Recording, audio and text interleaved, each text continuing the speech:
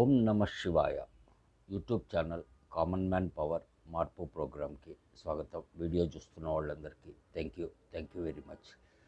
So నిన్న రాత్రి మనకి వచ్చేసి టీటీడీ దీని మీద అని చెప్పననేసి వైకుంఠ ఏకాదశి దర్శనానికి అనేసి టికెట్ల కోసము అనేసి క్యూ లైన్లో భక్తులు కాస్త హెవీ రష్ అయ్యి ఒక 6 మంది ఆ ఒక తొక్కిసలాటలో టికెట్లు దొరుకుతాయో దొరకవో లేదు ఇంకోటో అని చెప్పననేటువంటి తొందర కంగారు లేదు ఇంకోటి అనే దాని మీద మొత్తానికి 6 చనిపోవటం అనేది జరిగింది.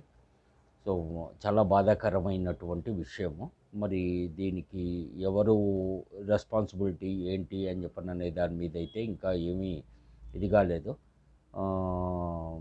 సీఎం గారు, ఏపీ సీఎం గారు, డిప్యూటీ సీఎం గారు, లేదు ఇంకా మిగతా మినిస్టర్లు వాళ్ళు వెళ్ళటము, చనిపోయిన వాళ్ళ కుటుంబాలని పరామర్శించటమా, లేదు హాస్పిటల్లో అడ్మిట్ అయిన వాళ్ళకి ఇంకా చాలామందికి తొక్కిసలాట్లో దెబ్బలు తగిలాయి ఇంకోటి అని చెప్పననే వర్షంలో టీవీ న్యూస్లో వస్తున్నటువంటి విషయం ఇది.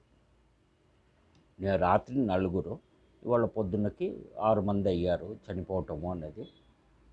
మరొకసారి చాలా బాధపడాల్సినటువంటి విషయము. స్వామివారి దర్శనానికి వెళ్ళి ఆ టికెట్ల కోసము అనేసి చనిపోవటము అనేది. సో ఎనీహౌ మనం చేయగలిగింది ఏం లేదు. కాస్త భక్తులు లేదు టికెట్ల కోసం క్యూ లైన్లో నిలబడ్డ వాళ్ళు కాస్త జాగ్రత్తగా ఉండుంటే బాగుండేది. బట్ దీనికి ఎవరు బాధ్యత తీసుకుంటారు ఏంటి అనేది తెలీదు. టీటీడీ తీసుకుంటుందా, ఏపీ గవర్నమెంట్ తీసుకుంటుందా, లేదు అని చెప్పనంటే లోకల్గా ఉన్న పోలీస్ డిపార్ట్మెంటా, లేదు కలెక్టర్సా, ఇంకోళ్ళ అని చెప్పననే విషయం అది ఇంకా డిసైడ్ అవ్వాల్సినటువంటి అవసరం ఉంది. సరే, అది ఏం జరుగుతుంది ఏంటి అనేది ముందు చూద్దాము. ఇంకా అసలు విషయానికి వచ్చాము అని చెప్పనంటే 2 వీడియోల నుంచి ఇంతకుముందు చేసిన 2 వీడియోలు కూడా నేను సినిమా దాని గురించి అని చెప్పననేసి చెప్పాను. సో మనకి ఇంకో 4 రోజుల్లో సంక్రాంతి పండగ రాబోతోంది. ఈ సంక్రాంతి పండగ దీన్ని బేస్ చేసుకొని ప్రజల మీదకి దండయాత్ర చేయటానికి అనేసి చాలా సినిమాలు రిలీజ్ అవుతున్నాయి. సో మరి దాంట్లో నడిచేవన్నీ, నడవనివన్నీ, లేదు హిట్ అయ్యేవన్నీ, ఫట్ అయ్యేవన్నీ ఏంటి అని చెప్పననేది తెలియదు. సో సంక్రాంతి సినిమా జాతర అనేది మొదలవుతుంది. దేనికోసము? ప్రజల జేబుల్లో ఉన్నటువంటి డబ్బులు దొబ్బేయటానికి. ఎవరు?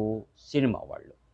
ఈ సినిమా వాళ్ళకి సినిమాల్లో యాక్టింగ్ చేస్తే వచ్చే డబ్బులు, సరే తెలంగాణ గవర్నమెంట్ అనేది పర్మిషన్ ఇయ్యము అనేసి అన్నారు. బట్ లాస్ట్ మినిట్ దాకా కూడా మనకి ఏది తెలియదు. ఎందుకోసమో అని చెప్పనంటే ఇప్పుడు ఎఫ్డిసి చైర్మన్ ఎవరైతే ఉన్నారో ఆయన తెలంగాణకు సంబంధించినటువంటి మనిషి. ఆయనవే 2 సినిమాలు రిలీజ్ అవుతున్నాయి కాబట్టి ఆంధ్రాలో అయితే పర్మిషన్ ఇచ్చారు.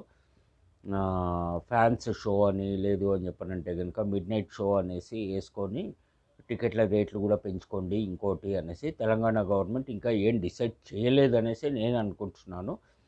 ఇంకా మనకు టైం ఉంది కాబట్టి మరి ఏమన్నా చేస్తారేమో తెలియదు. ఎందుకోసమో అని చెప్పనంటే వాళ్ళ ఇన్ఫ్లుయెన్స్లో వాళ్ళకు ఉన్నటువంటి కాంటాక్ట్స్ని బేస్ చేసుకొని అనేది ప్రజల మీద దండయాత్రకి డబ్బులు సంపాదించుకోవటానికి సినిమా వాళ్ళు, సినిమా ప్రొడ్యూసర్ కావచ్చు, లేదు సినిమాలో యాక్ట్ చేసిన మెయిన్ క్యారెక్టర్స్ యాక్ట్ చేసినటువంటి యాక్టర్లు కావచ్చు, లేదు ఇంకోళ్ళు కావచ్చు.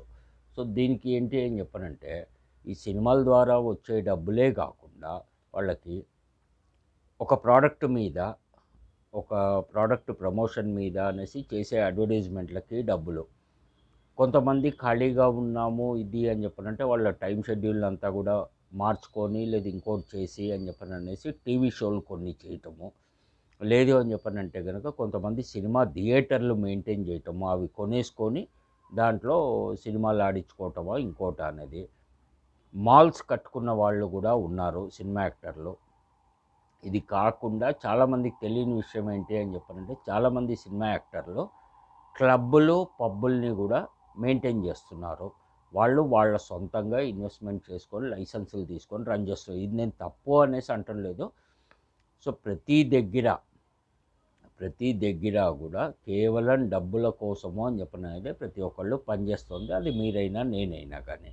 కాకపోతే ఏంటి అని చెప్పనంటే ఎక్కువ మొత్తంలో ఫ్రీగా లేదు ఎక్కువ కష్టపడకుండా డబ్బులు వస్తున్నటువంటి ఫీల్డ్స్, ఒకటి సినిమా, 2 రాజకీయం.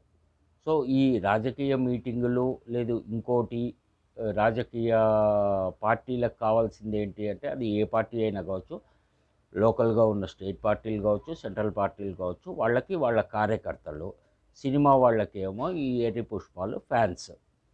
దానివల్ల నీకేమొస్తుంది ఏంటి అనేది తెలియదు.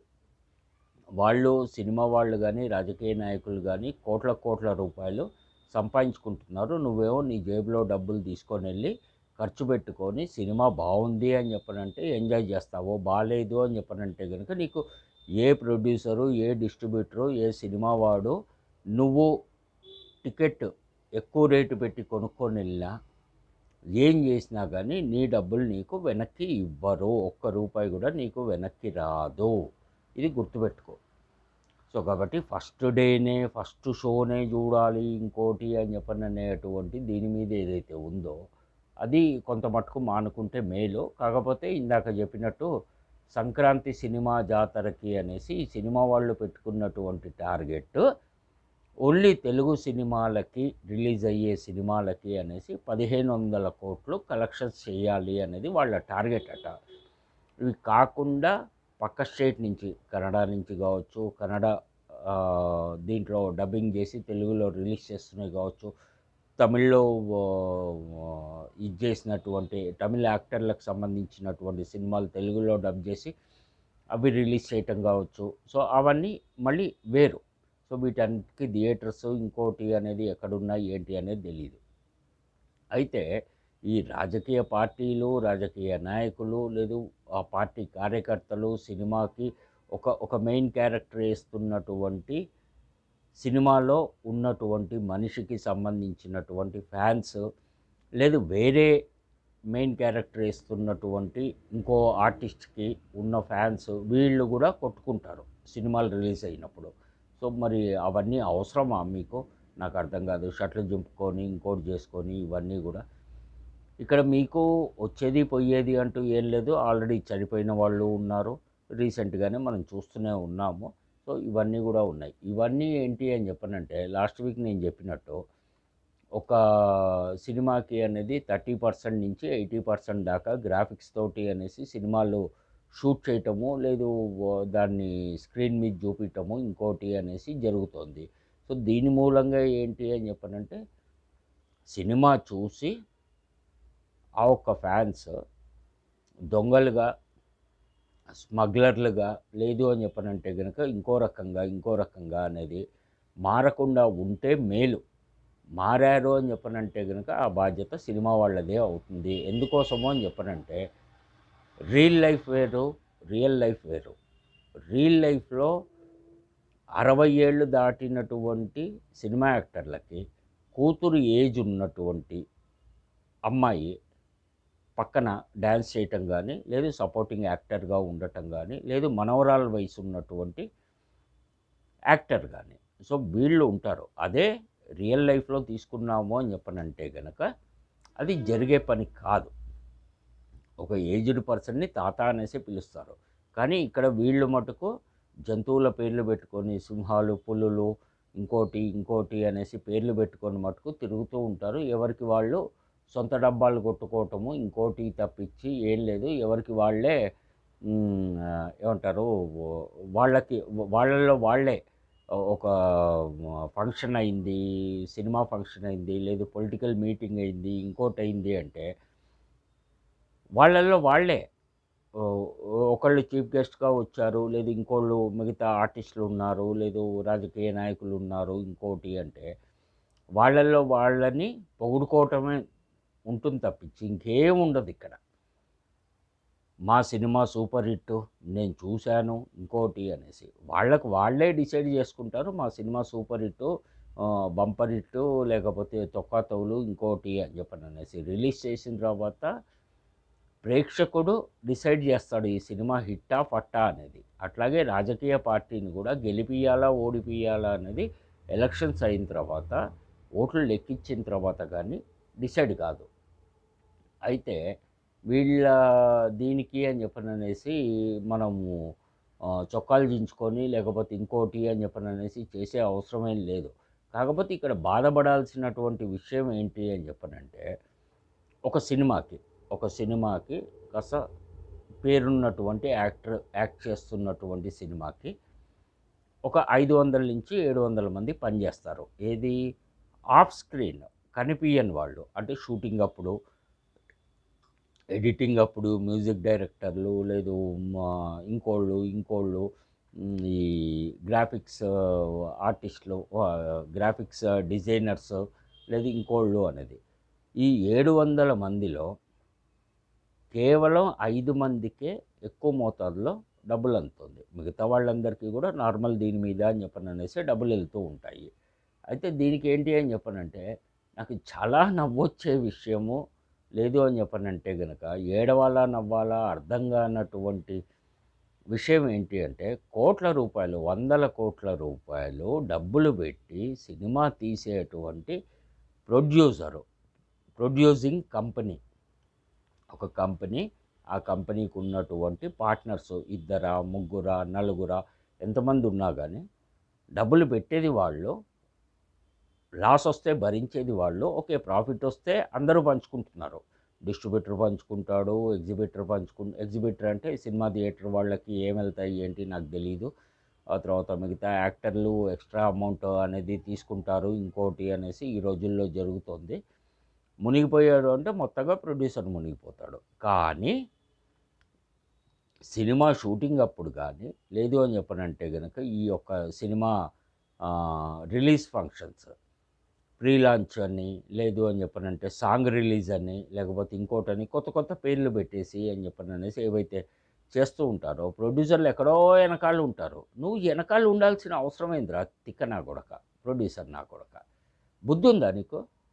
అరే డబ్బులు పెట్టేది నువ్వు, ముందు నువ్వు నిలబడి, నీ వెనకాల మిగతా వాళ్ళందరూ, నీ దగ్గర డబ్బులు తీసుకున్న వాళ్ళందరూ నీ వెనకాల నిలబెట్టుకో. వాడు ఎవడైనా కావచ్చు, ఎంత పేరున్నోడైనా కావచ్చు, వాడిని ముందు పెట్టి నువ్వు ఎక్కడో వెనకాల ఉంటావు ఇంద్రా తిక్క నా కొడక. బుద్ధి ఉండాలా ఆ పని చేయటానికి.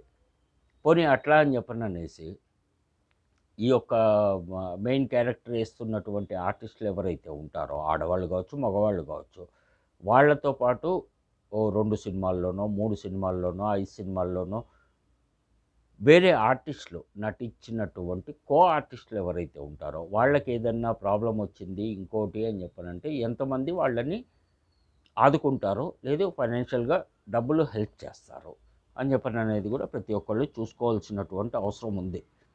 ఎందుకోసమో అని చెప్పనంటే, ఈ దీని మీద అని చెప్పననేసి నువ్వు ఏం చేసినా, ఎట్లా చేసినా, ఎన్ని రకాలుగా నువ్వు ఆలోచించినా, ఏం చేసినా కానీ సంవత్సరానికి డైరెక్ట్గా స్ట్రైట్గా మన తెలుగు సినిమాల గురించే మాట్లాడుకుందాం. ఓ 200 లేదు 250 సినిమాలు రిలీజ్ అవుతున్నాయి సంవత్సరానికి అనుకుందాం మనం. చిన్నవి, పెద్దవి, మిడిల్ దీనికి బడ్జెట్ ఉన్న సినిమాలు, ఇంకోటి అనేసి హై బడ్జెట్, మిడిల్ బడ్జెట్, లో బడ్జెట్లో అనేసి. దీంట్లో హిట్ అవుతున్న సినిమాలు కేవలం 5-10 మాత్రమే. Hit, super hit, bumper hit, mega hit, ఇంకో హిట్టు, ఆ హిట్టు, దోవల్ని కొట్టే హిట్లు, ఇవన్నీ కూడా వచ్చేది కేవలం 5-10 సినిమాలే. మిగతావన్నీ కూడా దొబ్బేస్తాయి. ఎందుకోసం అని చెప్పనంటే, సినిమా చూసిన ప్రేక్షకుడు ఒక 3 గంటల్లో డిసైడ్ చేసేస్తాడు సినిమా హిట్టా ఫట్టా అనేది. సో కాబట్టి నువ్వు ఎన్ని రోజులు తీసావు, ఎంత బడ్జెట్ పెట్టుకున్నావు సినిమాకి అనేది ప్రేక్షకుడికి అనవసరం. సినిమా ప్రేక్షకుడు చూసినప్పుడు వాడికి నచ్చిందా లేదా, అంతే, అంత మటుకే. Just entertainment, timepass. ఇన్ని వందల మంది, ఇన్ని వేల మంది, లక్షల మంది ఇంత ఖాళీగా ఉంటారా సినిమా రిలీజ్ టైంకి? సో ఈ శుక్ర, శని, ఆది 3 రోజుల్లో చూసేటువంటి వాళ్ళు అని చెప్పననేసి నాకైతే చాలా వింతగా అనిపిస్తుంది అన్నమాట ఇది. సో అంత దీనికి అని చెప్పననేసి ఖాళీగా ఉన్నారనమాట. సో డబ్బులు ఇచ్చినా ఇవ్వకపోయినా సతాయించో, ఇంకోటి చేసో అని చెప్పననేసి తీసుకొని సినిమా చూడటము, ఇంకోటి అని చెప్పననేసి అంటారు. సో అవన్నీ కూడా మరి ఎవరికి వాళ్ళు ఆలోచించుకోవాలి. ఇటు తల్లిదండ్రులు కానీ లేదు ఇంకోళ్ళు కానీ అని చెప్పండి అనేది ఎందుకోసమో అంటే పిల్లలు బాగుపడాలన్నా చెడిపోవాలన్నా కానీ 4 స్టేజెస్ ఉంటాయి మనకి. ఫస్ట్ ఏజ్ గురించి తీసుకున్నాము అంటే 10 ఏళ్ళు 15 సంవత్సరాలు అమ్మాయికి కానీ అబ్బాయికి కానీ వచ్చినాయి అంటే 25 సంవత్సరాలు ఆ అబ్బాయికి అమ్మాయికి వచ్చేటువంటి ఆ 10 ఇయర్స్ ఏజ్ గ్యాప్ ఉందో దాంట్లో వాళ్ళ ఫ్యూచర్ ఏంటి, వాళ్ళ ఆలోచన ఏంటి, వాళ్ళు ఎంత మటుకు కష్టపడగలరు, ఎంత తెలివిగల వాళ్ళు అని చెప్పననేసి డిసైడ్ చేసేటువంటి ఏజ్ అది. ఒకటి తల్లిదండ్రులు పెంచటము పిల్లల్ని అని చెప్పననేది ఒకటి. 2 చదువుకున్నటువంటి స్కూలు కాలేజీలో నేర్చుకున్నటువంటి విషయాలేంటి, చెప్పిన పాఠాలేంటి, తెలుసుకున్న ఇది నేర్చుకున్నది ఏంటి అని చెప్పననే దాని మీద తీసుకున్నాము అని చెప్పనంటే గనక చెప్పే గురువు అంటే టీచరు, లెక్చరరు లేదు ఇంకోళ్ళు అనేది ఇది ఒకవైపు. 2 అయిపోయింది. 3 ఏంటి అంటే నీ చుట్టూ ఉన్నటువంటి సొసైటీలో ఉన్నటువంటి మనుషులు, నీ ఇంటికి చుట్టుపక్కల వాళ్ళు ఫ్రెండ్స్ కావచ్చు, చుట్టాలు కావచ్చు, ఇంకోళ్ళు కావచ్చు, ఇవన్నీ ఒకవైపు. 4 వచ్చేసి సినిమా, రాజకీయాలలో ఏదీ నిజం కాదు, ఏది నిజం చెప్పరో, ఏది నిజం చూపియరో, అంతా కల్పితము, అంతా మాయామంత్రమే, అంతా జై పాతాళ భైరవి లేదు అని చెప్పనంటే అబరకదబరా అని చెప్పని అన్నట్టుగానే ఉంటుంది కానీ నిజాలు అని చెప్పనంటూ చాలా తక్కువ. కానీ వాటిని నిజాలు అనేసి నమ్మి మీరు మోసపోతున్నారు. ఆ మోసపోకుండా ఉంటే బాగుంటుంది అందరికీ కూడా. సో మరొకసారి తిరుపతి ఘటన మీద టికెట్ల దీని మీద అనేసి ఎవరైతే చనిపోయారో చాలా బాధాకరమైన విషయము. ఓం నమో వెంకటేశాయ. అందరూ బాగుండాలి. దర్శనానికి వెళ్ళేవాళ్ళు కొంచెం జాగ్రత్తలు తీసుకోండి క్యూ లైన్లో అక్కడ, ముఖ్యంగా ఇటువంటి సిచ్యువేషన్స్ వచ్చినప్పుడు అనేసి. అది అంతకు మించి ఇంకేం లేదు. Thank you very much.